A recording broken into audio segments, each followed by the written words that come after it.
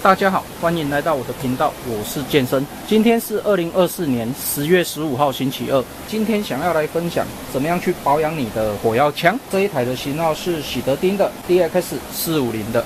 那我们保养之前可以先看一下说明书。那我们就是找到中文的这个我也是看了说明书才知道它的专业术语。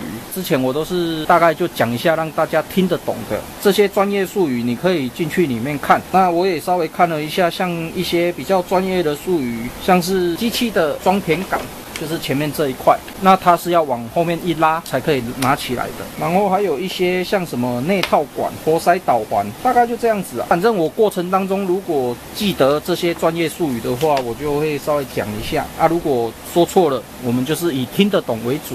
那我们保养的话，可以拿原厂的一些保养的工具，就大概是这些器具。那接下来我们来保养这一台。那这一台基本上用讲解的，因为之前已经有做过保养了。那只不过刚好这一次有客人来租另外一台火药枪，所以那一台的火药枪我也有做保养的分享影片，想说干脆就两种型号都一起做一个保养的分享，因为这两台还是有一点点的差异。那我们这一台 DX450的，我们就是将装填杆拆下来。那拆下来，它这边是有一个弹性的卡扣，这边是可以推的，我们就稍微把它往前推一下，然后这一个装填杆这边就可以拔起来。拔起来以后，我们就把它旋钮打开。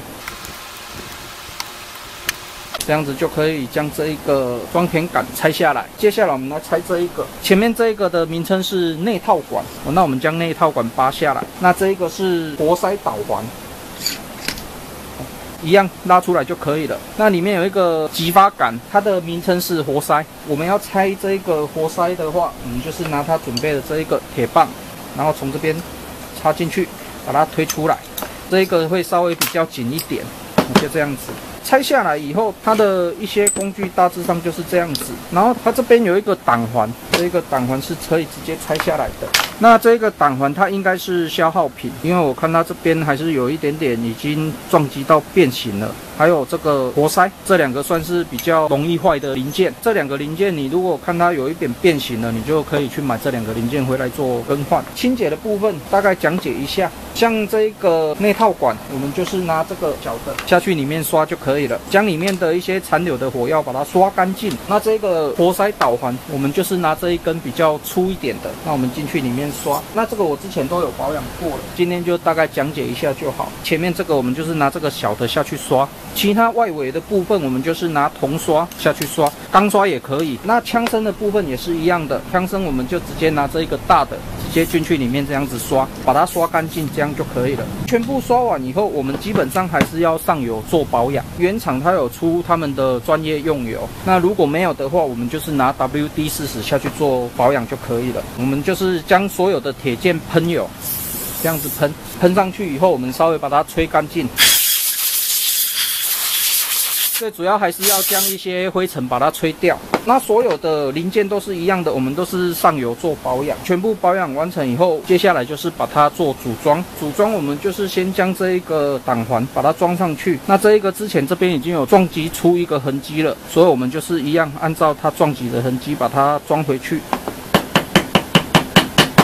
这边有没有装好，我们可以用活塞杆下去做测试。我们稍微把它弄一下，这样子。